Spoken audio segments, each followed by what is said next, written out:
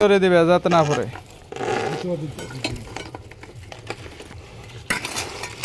আচ্ছা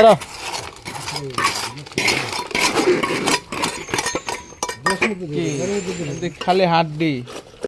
গ্রেড বিমের উপরে আমরা লং পিলার করার জন্য আমরা স্টিকার করি, কেউ বলে স্টিকার, কেউ বলে কেকার, যে যেটাই বলেন না কেন বলেন। এটা মূলত কেউ 3 ইঞ্চি, কেউ 4 ইঞ্চি, কেউ 5 ইঞ্চি ঢালাই দিয়ে থাকে। এটা ঢালাই করার সময় যাতে হানিকম বের না হয় সেজন্য অনেকে করে কি, এটা একটু হানিকম আসলে ছোট্ট ঢালাই তো, এটা হানিকম বের হওয়ার সম্ভাবনা থাকে, সেজন্য অনেকে বালুর পরিমাণটা বেশি দিয়ে থাকে। অনেকে আপনার 4টা খোয়ার সাথে 3টা বালু দিয়ে থাকে না, এটা কোনো নিয়ম নয়। এখন অধিকাংশ জায়গায় দেখবেন আপনি 1, 1.5, 3-এর রেশিওতে হলো পিলার ঢালাই করা হয়, সিমেন্টের পরিমাণটা বেশি থাকে। তো এই আপনি পিলারের গোড়াটা কেন দুর্বল করবেন? গোড়াটাও 1, 1.5, 3-এর ভাগে দিয়ে করেন না কেন?